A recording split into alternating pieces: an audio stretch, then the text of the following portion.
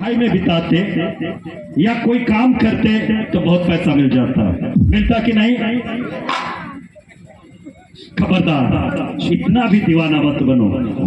कोई होते हैं क्रिकेट के दीवाने, कोई होते हैं लड़की के दीवाने, कोई होते हैं लड़कों के दीवाने, लेकिन आप सब तो किसके दीवाने हो? यीशु के दीवाने। मैं देख रहा था सुबह से, किसके दीवाने हो? यीशु के दीवाने। ढोलक तो एक रिमिक्स सॉन्ग क्या होता है? Remix song. दीवाना मैं दीवाना, दीवाना मैं दीवाना।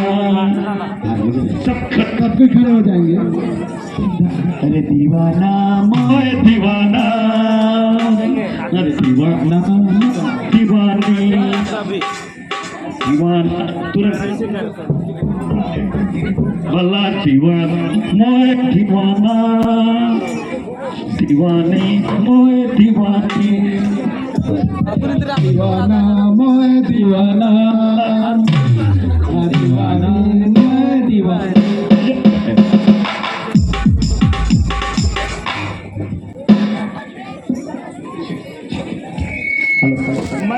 परमेश्वर के राज्य में ये सब चीजों के लिए जगह ही नहीं है। हम कैसे आनंद जीवन को प्राप्त करेंगे? हम कैसे चलेंगे?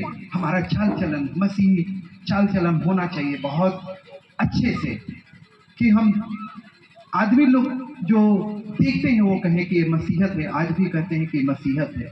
आज भी मैं देखता हूँ बहुत सी चीजें हैं।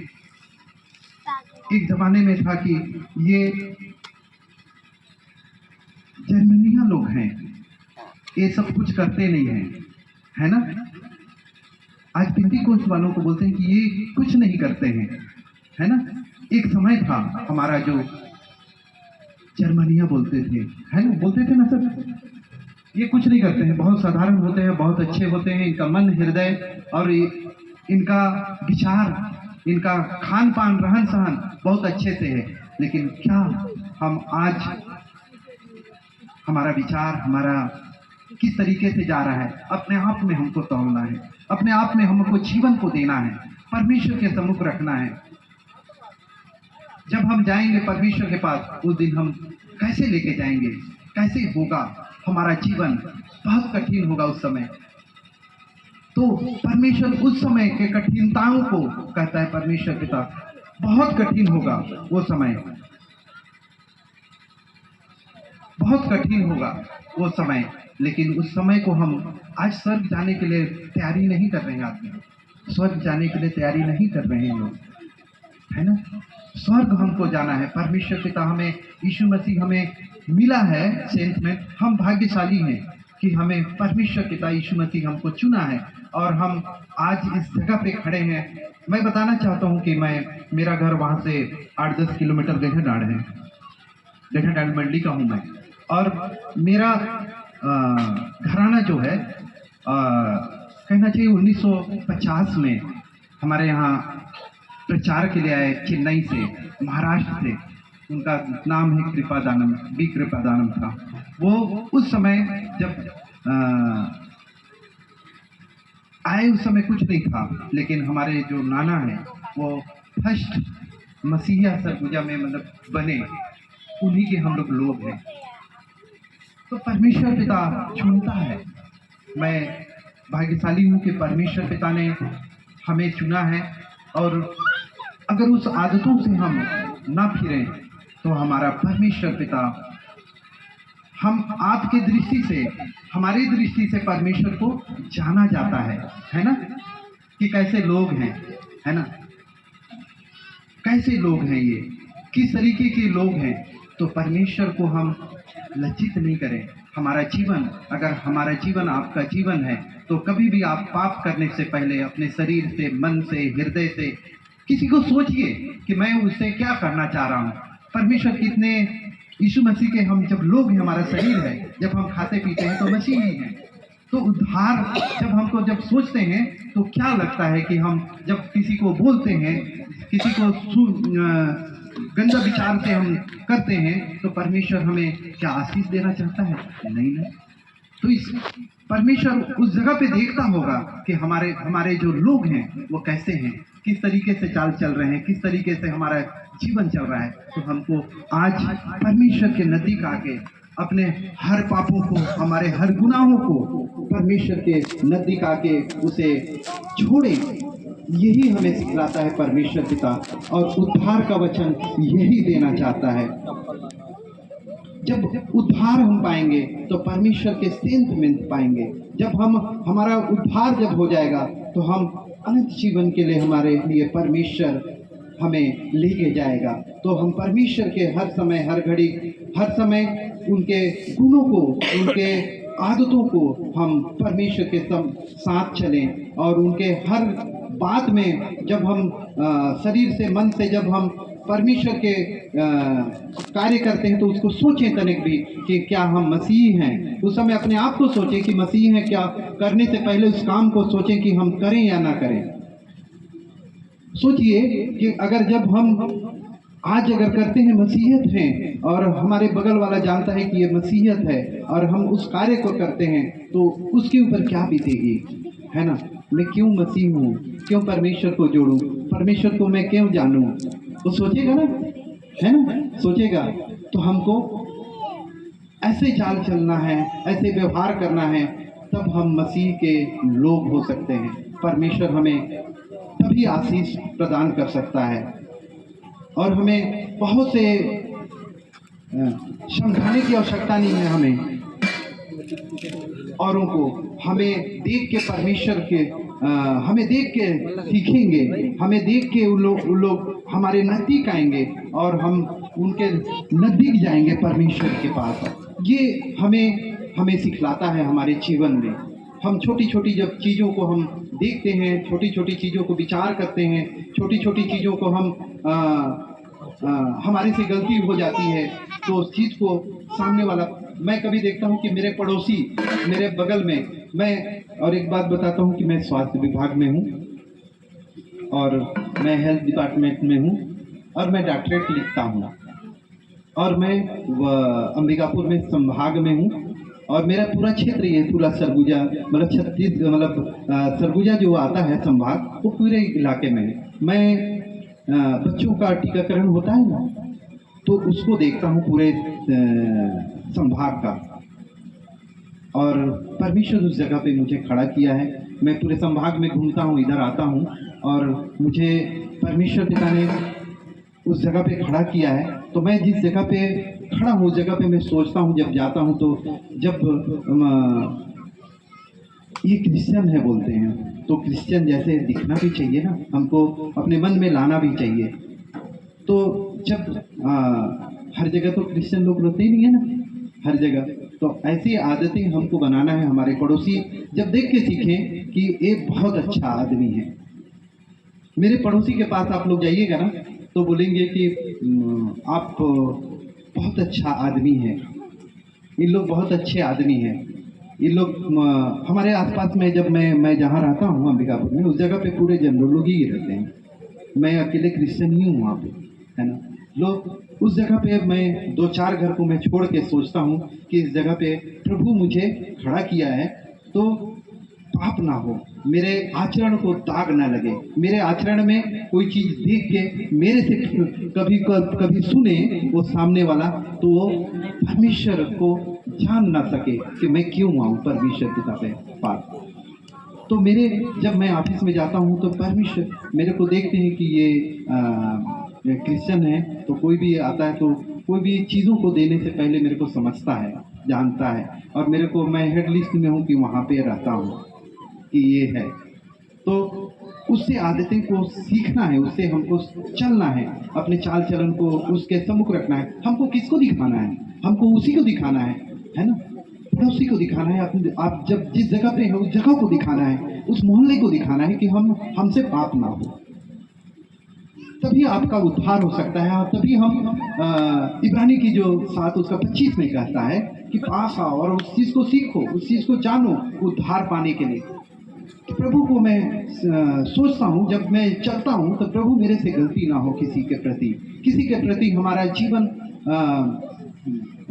मेरे से वापस ना चला जाए। बहुत कुछ तो आप लोग पता नहीं लग रहा है नींद लग रहा है या फिर खाना खाए हैं तो थोड़ा सा मेरी बातों को समझ रहे हैं।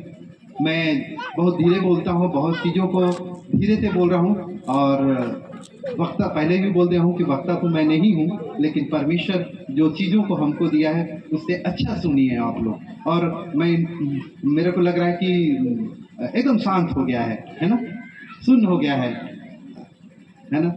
मैं ज़्यादा कुछ तो बोल नहीं रहा हूँ लगता है ना, लेकिन हमको सीखना है, परमेश्वर के लिए हमको लाना है। हमारा विश्वास भी होना चाहिए। कैसा विश्वास होना चाहिए हमारे लिए, है ना, एक सारा की तरह होना चाहिए। वो बुढ़ापे में सोचिए कितने साल वर्ष तक रही होगी, इसके बाद वो माँ बनी, विश्वास रहा उसके ऊपर, है ना। तो उतना तक हमको विश्वास, उतने दिन तक हमको विश्वास कैसे रहना है, उससे हमको सीखना है कि उतने तक हम विश्वास ठहरे रहें। हमारा जो जीवन है, वो जीवन 70-80 साल तक रहता है। हम सोचते हैं कि उस विश्वास में हम अंतिम तक हम उस जगह पे खड़े रहें, है ना। हमको अंतिम तक खड़ा होना है, हमारे जीवन को खड़ा करना है उस जगह पे, परमेश्वर पे। आज हमको बहुत कठिन समय आता है, हमको चलने में बहुत कठिन समय आता है, परमेश्वर के साथ चलने में बहुत कठिन समय आता है, लेकिन परमेश्वर कहता है ढाढ़स बांध मैं संसार को जीत लिया हूँ। तुमको कोई फर्क नहीं पड़ेगा, तुमको कोई चीज असर ही नहीं होगी। ये जो खड़ी हैं, इस जगह पे खड़ी हैं, जगह पे खड़ी रहती है, वो तुम्हारा कुछ बिगाड़ नहीं सकता। अगर परमेश्वर में आप हैं तो आपको कुछ बिगाड़ नहीं सकता है, वो जगह कोई बिगाड़ नहीं सकता है, वो चीजें कुछ चीज हो ही नहीं सकता है। मैं विश्वास करता हूँ कि परमेश्वर पिता आप जिस जगह पे खड़े हैं उस जगह पे कुछ हो नहीं सकता है। परमेश्वर पिता आपके साथ हर घड़ी हर समय परमेश्वर आपके साथ रहता है। क्या तुम नहीं जानते कि परमेश्वर तुम्हारे साथ रहता है? अनंत जीवन तो उसी का है, परमेश्वर के साथ रहने में। तो परमेश्वर कहता है सारी चिंता उसी पर डाल दे, क्योंकि परमेश्वर तुम्हारा ख्याल रखता है ना, रखता है ख्याल हमारा। तो मसीह में हमें बढ़ना है परमेश्वर के साथ। धीरे धीरे बढ़िए आप लोग, धीरे धीरे सोचिए, अपने मन को तैयार कीजिए, अपने शरीर को तैयार कीजिए और परमेश्वर के नजदीक आइए, तभी हम परमेश्वर के सम्मुख आ सकते हैं और एक दिन अनंत जीवन के लिए प्राप्त करेंगे। और हम सब वहाँ मिलेंगे, एक दिन मिलेंगे और बोलेंगे कि अरे हाँ, वहाँ पे हम लोग मिले थे, उस जगह पे मिले थे, उस जगह पे थे। क्या आप लोग चाहते हैं कि हम स्वर्ग मिले? बोलिए, चाहते हैं ना? तो हम लोग एक दिन स्वर्ग में मिले। जितने जन हैं आज वचन को लेके जा रहे हैं, जितने जन वचन को पढ़ के जा रहे हैं, हम लोग स्वर्ग में मिलेंगे। आनंद है वहाँ पे, खुशी है, उस जगह पे हमारा आनंद ही आनंद है। हमारे लिए परमेश्वर पिता ने उद्धार के लिए अपने आप को कुर्बान कर दिया और हमें सेंट दे दिया कि हम अब हमारे पापों के कारण, सोचो, है ना, इतना सुंदर हमारा जीवन को दे दिया है परमेश्वर पिता कि हम अनंत जीवन को प्राप्त करें। तो हमें छोटी छोटी चीज़ों को, छोटी छोटी बातों को लेके हमें अपने जीवन में, चाल चलन में, अपने बातों में, अपने गहराई में चलना है, अपने जीवन को लेके चलना है। तो ये सबसे बड़ी बात है कि हम परमेश्वर के कैसे चाल चलना है हमको। रोमी 5:19 में कहता है, इस कारण निर्बुद्धि की चाल ना चलो, है ना। हमको कैसे चाल चलना है? हम मसीह हैं तो कैसे चाल चलना है हमको? निर्बुद्धि की नहीं तरह। परमेश्वर हमें दिया है ज्ञान और बुद्धि और समझ की बातें, है ना। तो हमको आप लोगों को नीति वचन पढ़ना है। नीति वचन को पढ़िए आप लोग कि परमेश्वर क्या चाहता है नवयुवकों के लिए, हमारा जीवन कैसे होना चाहिए, कैसे करना चाहिए, तभी आप लोग परमेश्वर के सम्मुख आ सकते हैं। मैं एक बात करके अंतिम करूंगा कि मेरा जीवन भी संसारिक तो नहीं था, लेकिन मैं लगभग 22 साल की उम्र में ही परमेश्वर के जानने लगा और समझने लगा। और जब मैंने जब 12वीं किया, इसके बाद मेरे को मन में, विचार में परमेश्वर के प्रति बहुत था कि मैं परमेश्वर के लिए प्रचार करूं, परमेश्वर के लिए काम करूं, परमेश्वर के लिए हर एक चीज़ों करूं। लेकिन परमेश्वर ने दिया, मैं प्रार्थना किया, मैंने अपने आप को प्रार्थना करना है आप लोगों को कि परमेश्वर मुझे बना, आपकी तरह बना, और मैं क्या बनना चाहता हूँ, मैं क्या करना चाहता हूँ। और मैं सोचता हूँ कि मैं परमेश्वर मुझे जिस जगह पे खड़ा किया है उस जगह पे परमेश्वर बहुत जनों को खड़ा नहीं करता है।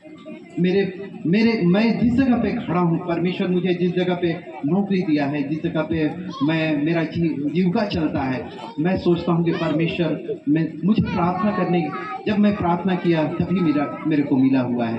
तो आप लोग भी प्रार्थना कीजिए। मैं अपने आप से मैं कुछ नहीं कर सकता था, लेकिन परमेश्वर ने बनाया है, उस चीज़ को दिया है, गढ़ा है, उस चीज़ को किया है परमेश्वर पिता। ये गवाही है कि परमेश्वर देने वाला परमेश्वर है, और अच्छी जगह पे लेके खड़ा करेगा आपको, अच्छी जगह पे खड़ा करेगा परमेश्वर पिता आपको। ऐसी जगह पे खड़ा नहीं करता है परमेश्वर पिता, क्योंकि हम परमेश्वर के लोग हैं, इसलिए हमें अच्छी जगह पे खड़ा करता है परमेश्वर पिता। अच्छी चीजों को देता है, अच्छे बहुमूल्य चीजों को देता है परमेश्वर पिता। आप लोग यकीन कीजिए, परमेश्वर से आप लोग मांगिए, परमेश्वर से जब तक कोई नहीं मांगेगा परमेश्वर से तो कैसे देगा परमेश्वर पिता। जब तक हम नहीं पुकारेंगे, परमेश्वर के नजदीक नहीं आएंगे, तो परमेश्वर हमें कैसे देगा। तो हमको विचार करना है, हमको चलना है, निर्बुद्धि की तरह नहीं। परमेश्वर हमें बुद्धि दिया है, हमें ज्ञान दिया है, हमें सामर्थ्य दिया है, तो उसके चाल जैसे हमको चलना है। परमेश्वर कहता है, इफिसी 5:16 में कहता है, अवसर को बहुमूल्य समझो, है ना, अवसर को बहुमूल्य समझो। हम अगर अवसर को बहुमूल्य नहीं समझेंगे, आप लोग बच्चे हैं, आप लोग अभी नवयुवक हैं, अगर अवसर को अभी इस समय नहीं समझेंगे तो कैसे होगा हमारा जीवन, आपका जीवन कैसे होगा, है ना। अवसर को समझो, है ना, क्योंकि दिन बुरे हैं। लड़ाई झगड़ा छोड़ो, अवसर को बहुमूल्य समझो। मेरा राग नहीं है, गाना मैं गा नहीं पाता हूँ, लेकिन बहुत अच्छे गाना है ये, है ना। आप गा सकते हैं क्या? अवसर को बहुमूल्य समझो, दिन बुरे हैं। लेकिन परमेश्वर मैं रोज बोलता हूँ, प्रभु मुझे गाने के लिए मुझे ताकत दे। मैं लय से कैसे नहीं गा सकता हूँ प्रभु, क्यों नहीं गा सकता हूँ। मैं प्रार्थना कर रहा हूँ आजकल कि मैं गा सकूं, भाई ऐश्वर्य की तरह मैं गा सकूं, कि मैं भी गा सकूं, गा सकूं। तो कुछ ही पद गाएं। अवसर को बहुमूल्य समझो, क्योंकि दिन बुरे हैं। अवसर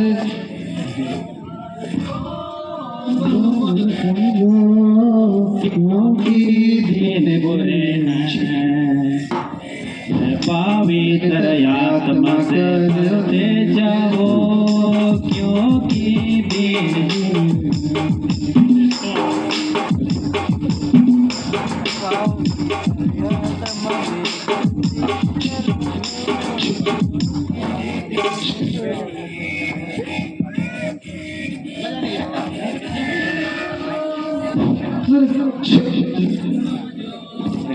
क्योंकि दिन बुरे हैं।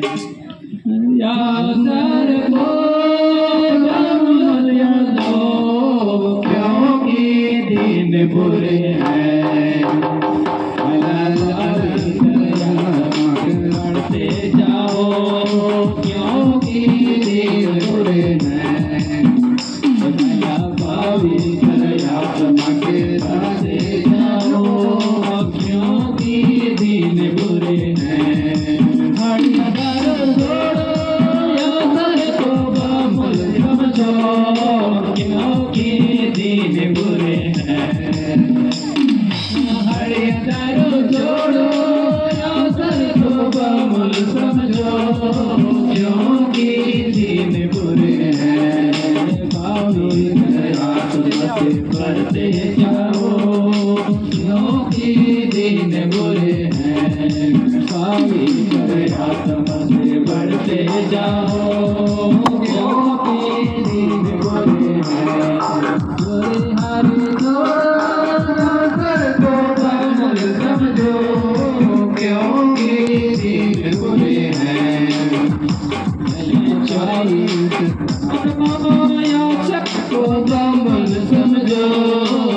क्योंकि दिन बुरे हैं। पवित्र आत्मा से भरते जाओ क्योंकि दिन बुरे हैं।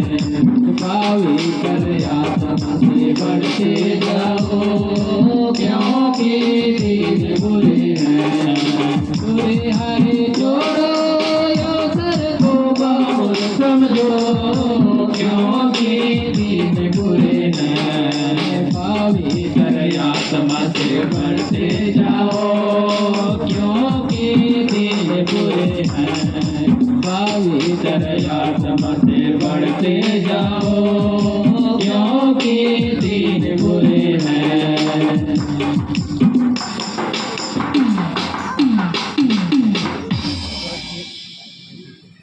तो परमेश्वर के नज़दीक और हर एक बातों को जब हम छोड़ते हैं तो परमेश्वर के सम्मुख आते हैं, तो अवसर को बहुमूल्य समझना है। विशेषकर नवयुवकों के लिए मैं कहूँगा कि अवसर को आप लोग समझिए। ये जो दिन है, समय है, वो जो घड़ी है, आप लोगों के लिए क्या है। कुछ बातों को बहुत से शब्दों में मैं करना चाह रहा था, लेकिन कुछ बातों को प्रवचन के द्वारा परमेश्वर बहुत सी चीज़ों को बताया है, लेकिन परमेश्वर नवयुवकों के लिए कहता है कि अपने शरीर, आत्मा और मन को, हृदय को हर एक घड़ी परमेश्वर के सम्मुख रखें, तभी आपका उद्धार हो सकता है। आपका जीवन का बहुमूल्य हो सकता है कि हमको क्या पाना है, क्या सीखना है, क्या चलना है। अभी से है हमको अवसर को देखना है कि हम किस तरीके से अपने को चल सकते हैं। बहुत गड्ढा है, बहुत समतल है जीवन, है ना। तो इस जीवन को हमको कैसे लेके चलना है, तो हमें आपके साथ परमेश्वर है। ऐसैया 43:2 कहता है कि जब तू जल में जाएगा, जब तू कहीं भी रहता है, जब तू साथ रहता है, तो मैं तेरे साथ हूँ, कहता है परमेश्वर पिता। इस्राएलियों के साथ उस समय रहा परमेश्वर पिता, तो हमारे साथ भी रहेगा परमेश्वर पिता।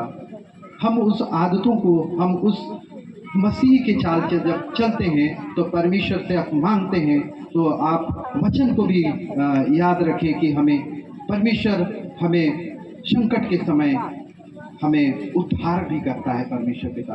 तो हमें विचार करना है, हमें चलना है परमेश्वर के जीवन शैली में।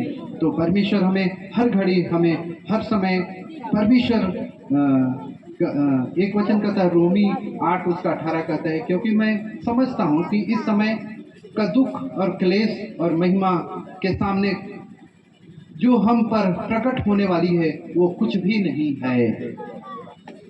बहुत कठिन शब्द है ना, बहुत कठिन शब्द है ये, है ना। क्योंकि मैं समझता हूँ कि इस समय के दुख और तकलीफ, इस समय हम दुख और तकलीफों को झेल सकते हैं, लेकिन उस दिन की दुख और तकलीफ को हम नहीं झेल सकते, है ना। परमेश्वर, ये वचन को आप लोग रखिए, 8:18 रोमी कहता है, बहुत कठिन समय आएगा। इस समय हम एसी में, इस समय कूलर में क्या क्या लगा के रख लिए हैं, लेकिन उस दिन परमेश्वर का जो दंड होना है वो बहुत कठिन होगा, वो समय बहुत कठिन होगा। हमें परमेश्वर पिता इस जगह पे अगर लेके रखा है, तो हमें अनंत जीवन के लिए बनाया है, हमें अनंत जीवन के लिए देने के लिए, उद्धार के लिए दिया है। और हम आज नहीं समझेंगे, अवसर को नहीं समझेंगे, तो वचन कहता है कि उस समय का दिन, उस समय का घड़ी, उस समय का समय किस कठिनाई में होगा। क्या मेरे बच्चे, क्या मेरी माता, क्या मेरी पत्नी किस जगह पे होंगे, है ना।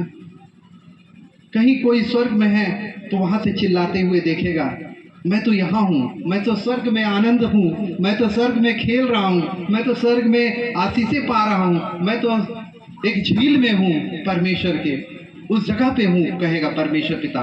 तो आज सुनने की ताकत रखना है, उस सुनने की कान को, वो सुनने की कान को रोक के रखना है, उस सुनने के कान को मन में, हृदय में डालना है।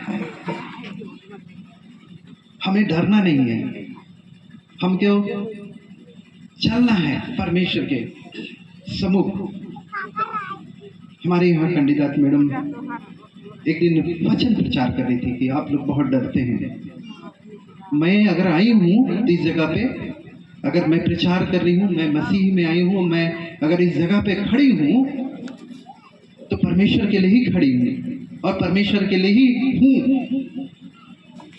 क्या हम अपने आप को भी सोचें कि हम किस लिए आए हैं इस जगह पे, परमेश्वर किस लिए हमको लाया है, किस लिए चुना है। मैडम बोली कि जब वो मैं सुन रहा था तो बोलती है कि मैं आई हूँ तो परमेश्वर के लिए नहीं, जो भी हो अब देखा जाएगा, जैसा भी हो मेरे को बने रहना है परमेश्वर में, उस जगह पे बने रहना है, उस जगह पे खड़ा होना है, मेरे को स्वर्ग पाना है, कहती है ना, स्वर्ग पाना है। तो ये दृढ़ता है, ये हमारे मन को रखना है। हमारा मन तो कुछ भी करता चाह रहा है, लेकिन शरीर नहीं चाह रहा है। शरीर अभी भी चाहता है कि मैं ये करूं, वो करूं, ये चलूं, लेकिन हमें शरीर के अनुसार नहीं चलना है। शरीर के अनुसार जब भी चलना होगा तो वो मृत्यु की ओर लेके जाएगा, मृत्यु की ओर लेके जाएगा, मृत्यु की ओर ले जाएगा। मैं बीते जीवन में बहुत कठिन परिस्थितियों में था। जब मैं परमेश्वर के साथ चलने लगा तो शैतान चलने नहीं दे रहा था, बहुत कठिन था और बहुत कठिन। जब मैं परमेश्वर के उस चीजों को फॉलो कर रहा था, उस चीजों को मैं जब जाने लगा परमेश्वर में, मैं कभी छोड़ूंगा ना, कभी त्यागूंगा। जो स्थिति आ जाए, जो स्थिति खड़ा हो जाए, मैं परमेश्वर के साथ रहूंगा। आज भी मैं परमेश्वर के साथ हूँ, आज भी परमेश्वर मेरे साथ है। जब मैं 2023 की बात बताता हूँ, बहुत कठिन परिस्थितियां थी मेरे जीवन में, बहुत कठिन परिस्थितियां, लेकिन शैतान मुझे तोड़ ना सका। आज मैं आपके सामने प्रचार कर रहा हूँ। बहुत कठिन परिस्थितियां थी और उस समय भी मैं परमेश्वर के साथ था और मेरे परमेश्वर मेरे साथ था। वचन जब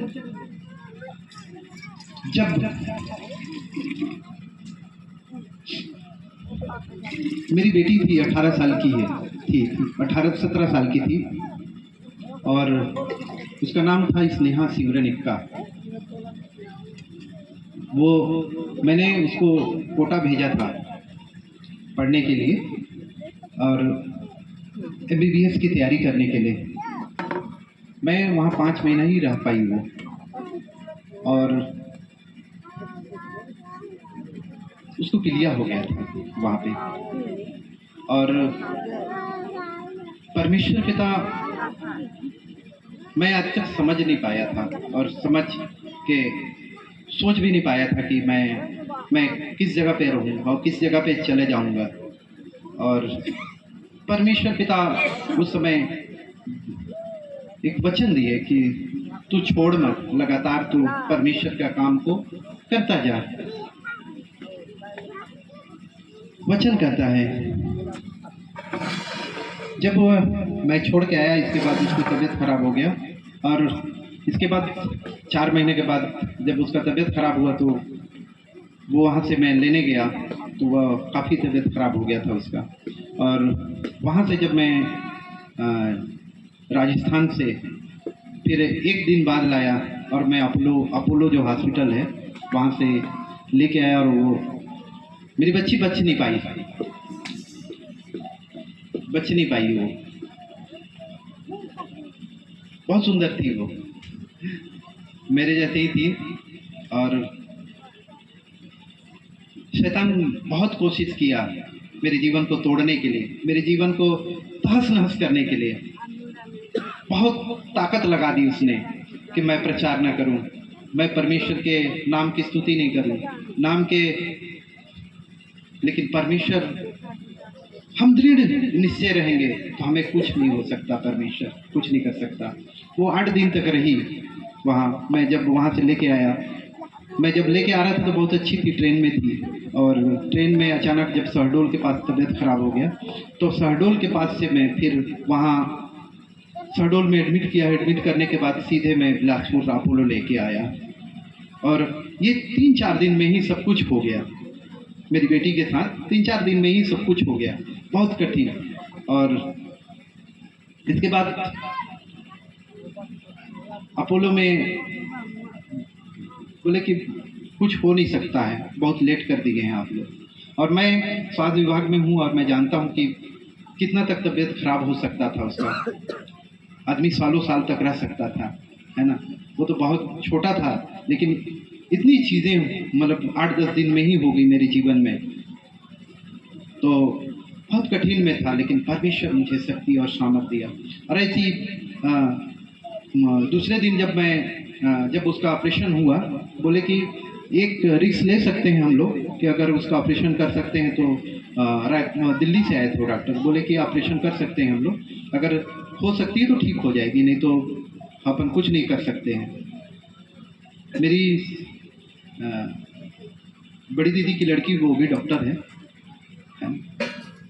तो हम लोग थे तो समझ में नहीं आया कि हमें क्या है। तो ऑपरेशन सक्सेस हुआ। तो मैं बिलासपुर में, हमारे पादरी साहब थे, इसी शाम को हुआ। शाम को जब हम लोग सवेरे देखे तो कुछ पता नहीं चला, लेकिन शाम को जब पादरी साहब प्रेयर के लिए गए तो वो देखने लगी। पादरी साहब बोले कि वो तो देख रही है, आप लोग क्यों परेशान हैं, कैसे आप लोग को लग रहा है कि ठीक नहीं है। जब प्रेयर किए तो जब मैं दौड़ के गया तो देखता हूँ कि वो हंस रही है, मुस्कुरा रही है। सक्सेस हो गया, हम लोग सोचे कि ठीक हो जाएगी। उसके दूसरे दिन वो डेथ कर गई। और मेरे को अनुभव होगा 4, 4:30, 5 बजे मेरे को अनुभव हो रहा था कि मैं कैसा जीवन मेरा हो सकता है, क्या है, मैं डर रहा था। फिर मेरे को बुलवाए तो देखा और वहीं पे घुटने टेक के प्रार्थना किया, प्रभु आपने बहुत अच्छा किया है। मैं कहा आपके राज्य में है वो तो, शैतान कुछ नहीं कर सकता है मेरी बेटी को, वो तो स्वर्ग में खेल रही है, वो स्वर्ग में रह रही है। इसका भी एक गवाही आया। प्रभु, मैं कहा क्या हो गया मेरे जीवन में, कैसे घटनाएं घटने गई, इतनी बड़ी बच्ची को मैंने खो दिया प्रभु, मैं क्या हुआ मेरे जीवन में। तब एक गवाही आई है, आप ही की इधर ही है, कुटेरा मंडली से ही होगी, मैं नहीं जानता हूँ उसको बच्ची को, लेकिन वो अंबिकापुर में बैठती थी चर्च, और उसी की उम्र की लड़की थी वो भी। वो गवाही देने आई, आज यूट्यूब में भी उसका गवाही है। उसको परमेश्वर उसको दिखाए, उसकी भी गवाही बहुत है। वो काफ़ी 6 महीने से बीमार थी। जब वो 6 महीने से बीमार थी तो उन्होंने परमेश्वर से मांगा और वो ठीक हुई, और उसको स्नेहा को, मेरी बेटी को दिखाई दी और बोलती है कि मैं देखी हूँ और वो बहुत अच्छे जगह पे है। 1 सप्ताह बाद मेरे घर में आती है और बोलती है कि आपकी बेटी बहुत सुंदर है और वहाँ पे है, वो स्वर्ग में है। वो गवाही है, आप लोग देख लीजिएगा, स्नेहा सिमरन के नाम से वो लड़की गवाही दी है, जबकि हम लोग नहीं जानते हैं, लेकिन वो गवाही दी है। और आके मेरे पास बोलती है कि अंकल आपकी बेटी तो स्वर्ग में है, वो तो आनंद जीवन वहाँ नाच रही है, वहाँ पे खेल रही है। और वो खबर भेजी है कि आप अंकल मेरे पापा को बोल दीजिएगा कि वो बहुत अच्छे से रहें, मैं बहुत अच्छे से हूँ। हम नहीं जानते हैं, लेकिन उसके ऊपर गवाही आई है कि देखो, मैं टूट गया था उस समय, मैं विचलित हो गया था उस समय, मैं बोल नहीं पा रहा था, लेकिन वो लड़की जब आई और बोलती है कि अंकल क्यों बैठे हैं आप, किस लिए बैठे हैं आप, किस कारण बैठे हैं, वो तो बहुत अच्छी जगह पे है, आप खड़े होइए और जाइए, घूमिए फिरिए, ये समय नहीं है सब दुख तकलीफ या करने के लिए। फिर मैंने सोचा, एक दिन मेरे एक गैर मसीही भाई ने दीनाकरण का उनके साथ भी ऐसी ही घटना हुआ था, दीनाकरण का आप लोग जानते हैं, है ना। तो मेरे पास उन्होंने व्हाट्सएप किया, वो गैर मसीही, वो देखा और बोलता है कि देखिए आपके साथ जो घटना है सेम टू सेम आपका दीनाकरण की बेटी के साथ भी घटना हुआ है। आप लोग जानते हैं उस घटना को? नहीं जानते हैं उस घटना को। वो जब भवन निर्माण हो रहा था, वो दीनाकरण आज भी दीनाकरण ही है, तो वो भवन निर्माण हो रहा था, तब वो जा रहे थे, जब विदेश से आए वो जा रहे थे, तो भवन निर्माण में जा रहे थे, दोनों पति पत्नी जा रहे थे। तब वहाँ पे क्या हुआ कि जब उसकी बच्ची थी, वो भी 17 साल की थी, मेरी बेटी की उम्र की ही थी, वो भी एकदम सेम टू सेम। और मैं उसको अचानक देखा, मैं कभी देखा नहीं था, लेकिन देखा तो वो लोग जब जा रहे थे तो रास्ते में एक्सीडेंट हो जाता है और वो लड़की वहीं डेथ कर जाती है। तब दिनकरण बोलते हैं, प्रभु मैं क्या करूं, कितनी कठिन परिस्थिति हूँ, मैं तो प्रचार करता हूँ सब कुछ। एक लेडी जाती है और बोलती है कि प्रभु आप तो प्रभु के लोग हैं, आप तो सब कुछ हैं, हर कैसे चला गया आपकी लड़की, कैसे हो गई आपकी लड़की, आप यूट्यूब में देखेंगे यही सब है ना। उन्होंने मेरे को भेजा और फिर मेरे को ताकत आई। मेरे साथ ये घटना नहीं हुआ है, हर एक के साथ मेरे से पहले भी घटना हो चुका है इस चीज़ों को। फिर मैं देखा और एक गवाही लास्ट करूंगा देके। और मैं जब मेरी बेटी हॉस्पिटल में थी तो मेरे पास पैसे नहीं थे, मैं आप लोगों को बता रहा हूँ, पैसे नहीं थे क्योंकि मैं पैसा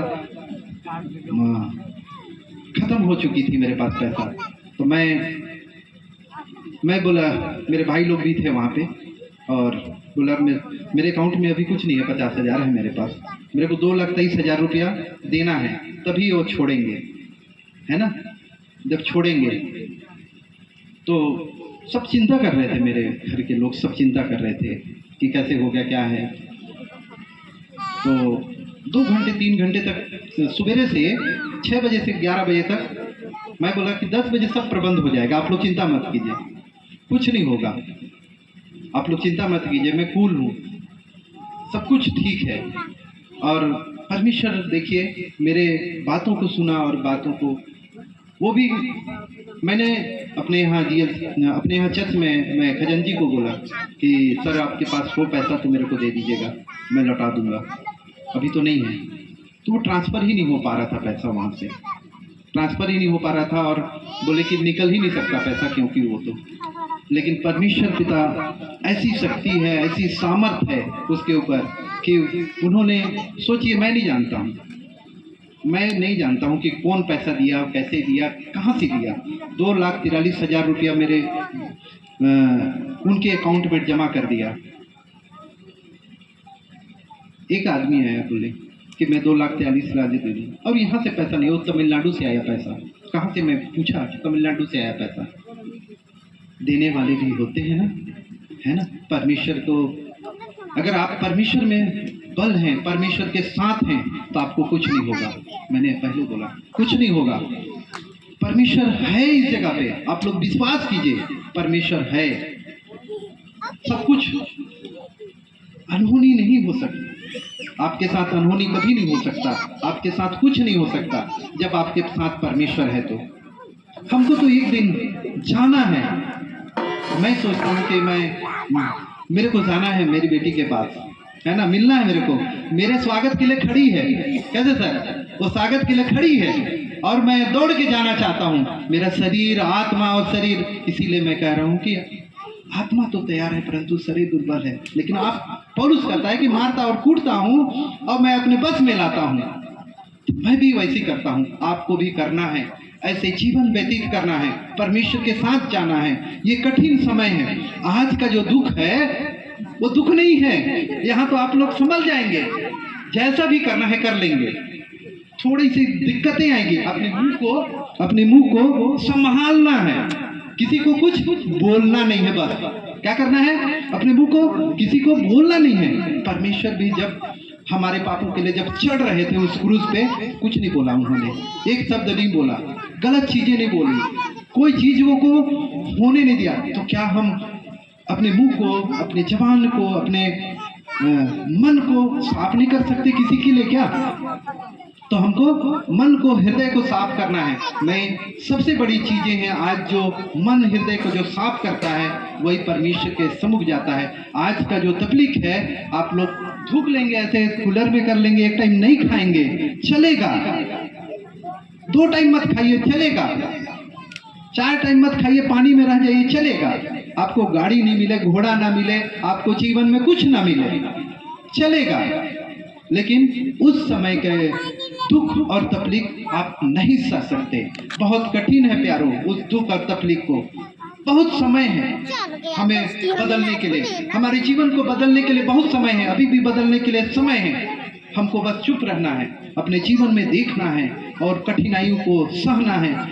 इस कठिन को सहेंगे तो वहाँ पे अनंत जीवन मिलेगा। वो कठिन को पाने के लिए आप लोग इस कठिन को सहिए और जीवन को पाइए। और समय बहुत कम है हमारे जीवन में, और समय कब आएगा मैं नहीं जानता। जैसे है ना, कब कोई कहाँ चला जा रहा है, कोई कहाँ है, कोई नहीं जानता प्यारो। इसलिए हमको जीवन को व्यतीत करना है। बहुत कठिन समय है। अवसर को बहुत हमको समझना है, अवसर को बहुमूल्य समझना है। ये सबसे बड़ी चीजें हैं। अगर आज मैं प्रचार करके जा रहा हूँ तो परमेश्वर पिता इस जगह पे लाया है। मैं उस दिन सोच रहा था कि मेरे को क्यों इन्होंने दी उतना दूर में। मैं तो सोच भी नहीं सकता कि मैं यहाँ आके प्रचार कर सकता हूँ, है ना। और मैं सोच रहा था कि मेरे को इब्रानी क्यों दिए, किस लिए दिए, क्यों उद्धार का वचन है, नजदीक परमेश्वर क्यों आना चाहता है, मैं क्यों प्रचार करूं इस जगह पे आके। लेकिन परमेश्वर आप लोगों के पास भेजा है कि आज मैं गवाही दे सकूं और प्रचार कर सकूं कि आज का जो दिन है सह लीजिए। उस दिन को हम नहीं सह सकते, इसलिए अवसर को बहुमूल्य समझिए। ये समय है हमारे लिए, हमारे जीवन के लिए समय है। हर कोई हर लोग सह सकते हैं। जब मसीह में है तो हर कोई सह सकता है। मैं समझता हूँ, मैं जब जानता हूँ, जब इस संसार में मैं भी हूँ, इस संसार में आप लोग भी हो, तो उस दुख और तकलीफ को हम सह सकते हैं। हर एक चीज़ों को कर सकते हैं, हर एक चीज़ों को लेके हम लोग चल सकते हैं। तो ये सारी चीज़ें हैं हमारे जीवन में। हमको जीना है, हमको परमेश्वर के लिए खड़ा होना है, परमेश्वर के लिए हर घड़ी हमें प्रार्थना करना है, उपवास के साथ, धीरजता के साथ प्रार्थना करना है। और उपवास के साथ आप लोग कीजिए, आपके लिए परमेश्वर शक्ति देगा। आप लोग जब इस संसार में, जब इस जगह पे हैं, तो आप लोग ऐसे नहीं रह सकते जब तक आप लोग प्रार्थना में मन नहीं लगाएंगे, प्रार्थना में, वचन में नहीं लगाएंगे, तो शरीर आपको नर्क की ओर लेके जाएगा। हम अगर परमेश्वर से बने रहेंगे तो परमेश्वर हमारे जीवन में हर घड़ी घूमता रहेगा। स्वर्गदूत हमारे आगे पीछे घूमते रहेंगे, है ना। परमेश्वर हमारे चारों ओर, हमारे अगल बगल परमेश्वर हमारे साथ रहता है।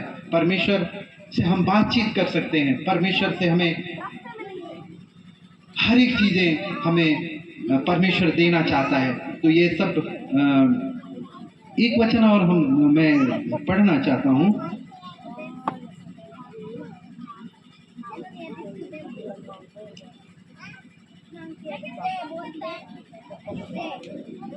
मत्ती 12:37 कहता है, क्योंकि तू अपनी बातों के कारण निर्दोष और अपनी ही बातों के कारण दोषी ठहर सकते हो, कहता है परमेश्वर पिता।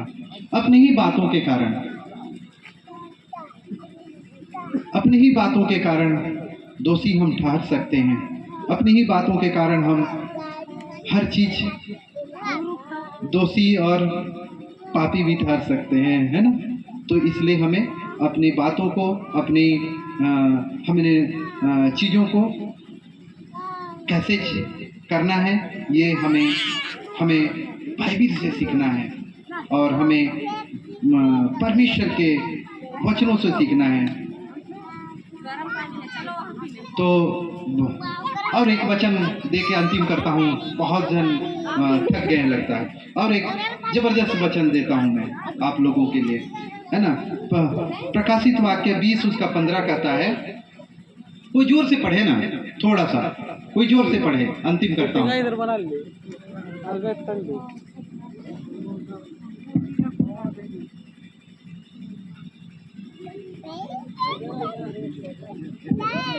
अरे वो यार किसी को देखो 20:15 प्रकाशित वाक्य 20:15 में 2:30 प्रकार है। और जिस किसी का नाम जीवन की, नहीं, जोर से पढ़ो, ऐसे सुनाई दे।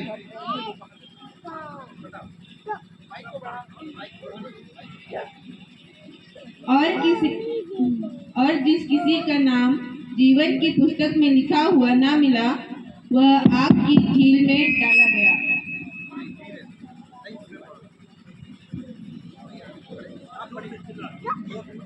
और जिस किसी का नाम जीवन की पुस्तक में लिखा हुआ ना मिला, वह आग की झील में डाला गया। आमीन। मैं ज़्यादा कुछ बोलूँगा नहीं। वचन आप लोगों को बता रहा है कितनी कठिन परिस्थितियाँ हैं, है ना। बहुत सी चीज़ें हैं जो आज के वचन में आप लोगों को मिला है। तो परमेश्वर पिता इस वचन में बहुत आयत से आशीष दे और हर एक के जीवन में मसीह हो और जीवन की पुस्तक में लिखी जाए और स्वर्ग के नाम लिखे जाएं, है ना। और हम सब आज मिले हैं, पता नहीं कब मिलेंगे इस जगह पे, लेकिन वहाँ मैं निश्चित करता हूँ कि आप सब मिलेंगे। अगर आज प्रचार हुआ है तो हम जीवन की पुस्तक में नाम लिखे रहेंगे और हम लोग सब मिलेंगे। धन्यवाद। और परमेश्वर का धन्यवाद हो कि आज आप सबों ने अच्छी तरह से सुना वचन को।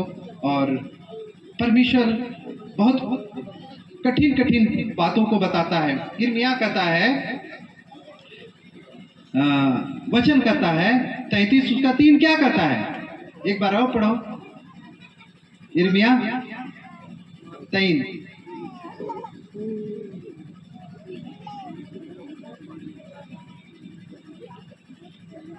लो।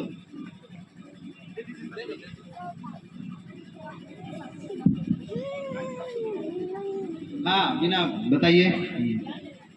यिर्मयाह 33:3 में इस प्रकार है, मुझसे प्रार्थना कर और मैं तेरी सुनकर बड़ी बड़ी और कठिन बातें बताऊंगा जिन्हें तू नहीं समझता। आमीन। हाँ, तो हमें प्रार्थना की आवश्यकता है। इतने इतने अच्छे अच्छे वचन हैं, क्यों डरेंगे हम परमेश्वर से चलने में? क्यों हम डरेंगे हम परमेश्वर के साथ, है ना। हमारे साथ आग में होके, है ना, परमेश्वर चलता है, बादलों का खंभा होके चलता है परमेश्वर, तो हम क्यों डरेंगे?